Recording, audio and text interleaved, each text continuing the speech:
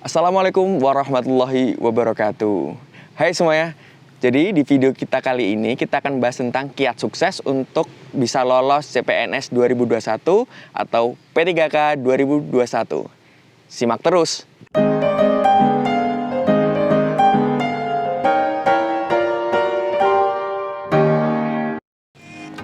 Jadi dari respon teman-teman kemarin ternyata banyak juga yang nanya apa aja sih sebenarnya yang persiapan yang perlu kita lakukan untuk bisa lolos ke CPNS. Itu Aji coba buat beberapa rangkuman.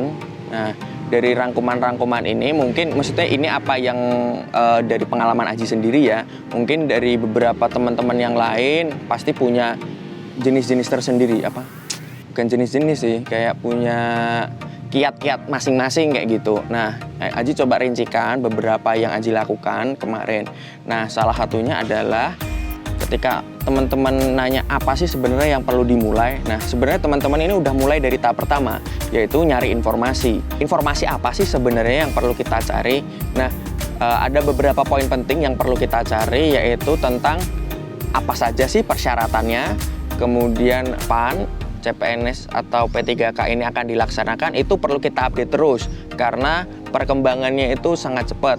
Ada yang bilang Maret, kemudian ada yang katanya mundur lagi, kemudian banyak sekali update-update tentang informasi CPNS yang baru. Seperti itu. Terus kita harus nyari apa sih sebenarnya materi apa yang perlu diujikan, karena mungkin ada teman-teman yang belum tahu materi yang diujikan di CPNS Pemda atau Pemprov, kemudian dengan yang ada di pusat itu berbeda. Nah, apalagi yang ada di pusat, seperti Kementerian Pertanian, kemudian Kementerian Hukum dan HAM, kemudian dan lain sebagainya, itu beda-beda, terutama di bagian SKB-nya. Tapi kalau di bagian SKD, itu secara umum sama. Nah, materi apa aja sih sebenarnya yang diujikan? Nah, materi yang diujikan itu ada di SKD ya. SKD itu ada TWK, kemudian TIU, dan TKP. Nah, apa yang namanya TWK? TWK itu adalah tes wawasan kebangsaan. Itu cara gampangnya adalah tentang PPKN. Bisa cari kayak Pancasila, kemudian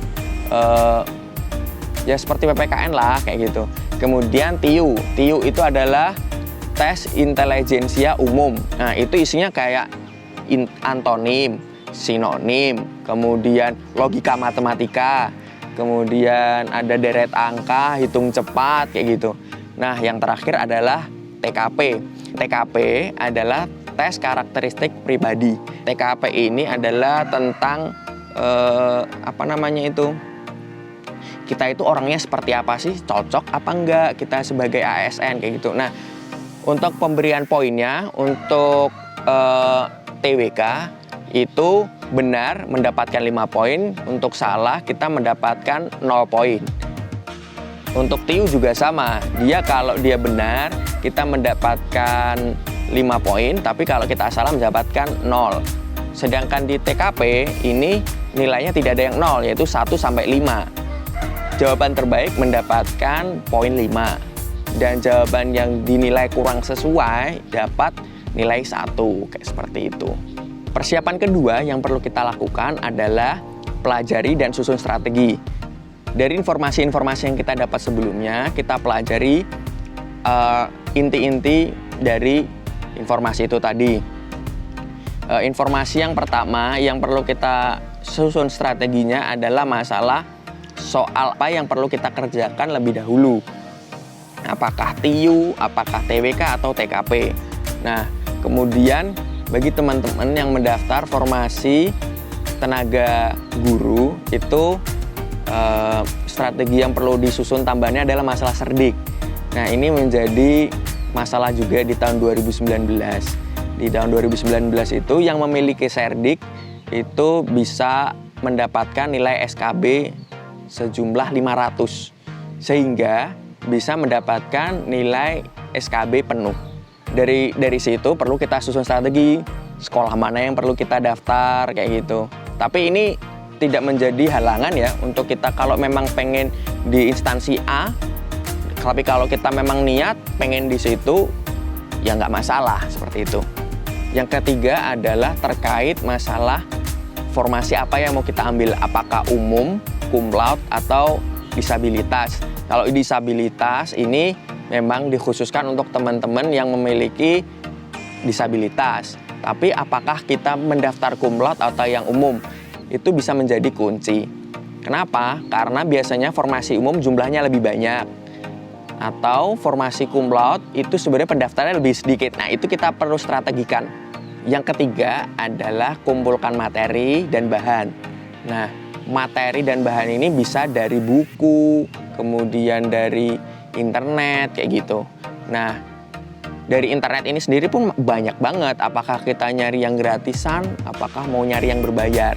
Itu jadi tips and tricks juga, kayak gitu. Nah, sebenarnya yang perlu tambah nih catatan ini, yaitu sebenarnya soal-soal CPNS itu udah banyak banget di internet, tapi banyak juga yang sudah tidak update kayak gitu. Karena di tahun 2018, 2019 itu bank soalnya itu update-annya udah jauh berbeda kayak gitu. Terutama yang masalah TKP kayak gitu, kita perlu pelajari yang lebih oke. Yang keempat adalah buat jadwal belajar. Karena materi CPNS itu banyak banget. Dari yang kayak yang Aji jelaskan tadi, bahwa ada TIU itu, ada matematika, ada antonim, sinonim, dan lain sebagainya. Belum lagi TWK dan TKP, itu banyak banget sehingga kita harus susun jadwal agar ketika tes datang, kita itu benar-benar udah mateng. Dan pastikan jadwal itu kita harus tepati ya. Jangan kita nego-nego, habis waktu kita, teman-teman kita udah belajar jauh, kita masih di situ-situ aja. Oke. Yang kelima, itu buat simulasi atau tryout. Nah, biasanya ketika kita udah belajar, kita udah bisa. Tapi ketika kita dihadapkan dengan batas waktu, itu ngeblank. Makanya simulasi dan tryout ini sangat penting. Karena Aji udah pernah ngerasain, ini kayak gampang itu kita udah pinter nih ngerjain. Ternyata waktunya yang kita butuhkan untuk mengerjakan 100 soal itu lebih dari 90 menit.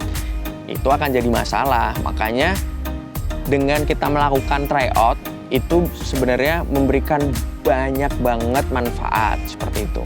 Untuk rekomendasi tryout sebenarnya di internet juga banyak. Ada beberapa jenis-jenis lah. Cuma yang Aji kemarin pakai itu adalah Ayo CPNS. Di Ayo CPNS itu ada 2 sekarang, udah ada SKD dan SKB. Untuk SKD-nya sih oke banget. Kemudian di SKB ini Aji juga beli. Tapi kemarin cuma ada 2 tryout. Untuk SKB sendiri, jujur Aji masih kurang puas ya untuk yang tahun 2019. Semoga di tahun depan udah diupdate lagi semakin bagus yang untuk pertanian. Tapi untuk pendidikan, untuk kesehatan kayaknya kemarin itu udah banyak yang puas kayaknya kalau yang dari Ayo CPNS. Untuk teman-teman yang mau daftar Ayo CPNS, Aji ada kode referralnya. Kode referralnya adalah ini. Nanti linknya Aji taruh di bawah ya. Kode referral ini ada diskonnya buat teman-teman yang mau beli kayak gitu. Yang keenam, yang keenam ini adalah cari teman seperjuangan. Teman seperjuangan ini buat Aji sendiri sih sangat penting karena semangat itu naik turun ya. Ketika semangat kita turun, nggak ada yang nyemangatin, nggak ada yang ngajak belajar, nggak ada yang ngasih materi, itu sayang banget lah gitu. Kita pasti akan buang-buang waktu di situ. Apalagi yang tahun 2019 itu proses seleksinya 1 tahun. Aji daftar bulan Oktober 2019 sampai bulan Januari 2020. Tanggal 4 kebetulan Aji syuting tanggal 4 ini Aji belum dapat SK. Tapi setidaknya alhamdulillah udah selesai lah seleksinya. Jadi kurang lebih tahapannya itu panjang banget sampai 1 tahun lebih. Tapi mau bagaimana lagi? Ini kan karena ada kondisi pandemi ini jadi Aji memaklumi lah seperti itu. Jadi untuk teman seperjuangan ini sebenarnya bisa teman, sahabat kuliah, kemudian keluarga atau pasangan. Kalau ada teman-teman yang tertarik untuk ikut grup, Aji buat grup podcast sintesis, nanti teman-teman bisa gabung di sini. Di Telegram ya. Kenapa Aji buatnya di Telegram? Karena data-datanya tersimpan di internet. Ketika ada teman-teman yang baru join, file itu udah tersedia, jadi kita tinggal belajar dari situ. Nanti teman-teman di situ juga bisa saling sharing soal di situ, bisa bikin kuis juga di situ, bikin polling kayak gitu-gitu. Teman-teman tahu nggak sebenarnya yang jadi saingan terbesar kita itu bukan orang yang daftar satu formasi sama kayak kita. Tapi saingan terbesar kita adalah kemalasan diri kita sendiri. Itu yang perlu kita kalahkan. Yang terakhir dan yang paling penting itu adalah berdoa sama ibadahnya ditambah. Tadi yang nggak pernah sholat duha, jadi tambah sholat duha. Yang nggak pernah sholat malam, ditambah sholat malamnya. Yang nggak pernah puasa, ditambah puasanya, kayak gitu. Dan teman-teman yang mungkin beragama lain bisa menyesuaikan, nambah doa-doanya seperti itu. Sebagai penutup, dari poin-poin yang Aji jelaskan sebelumnya, itu nanti Aji akan coba jelaskan lebih detail di video selanjutnya ya. Mungkin akan terpisah menjadi 2 atau 3 video. Jika video ini bermanfaat, klik subscribe dan nyalakan lonceng agar teman-teman mendapatkan notifikasi ketika kita mengupload video yang baru. Tekan jempol ke atas dan jangan lupa share agar video ini bisa bermanfaat ke lebih banyak orang. Ketik komentar harapan kalian di tahun 2021 ini di kolom komentar di bawah ya. Terakhir dari kami, sebar kebaikan dan terus bertumbuh.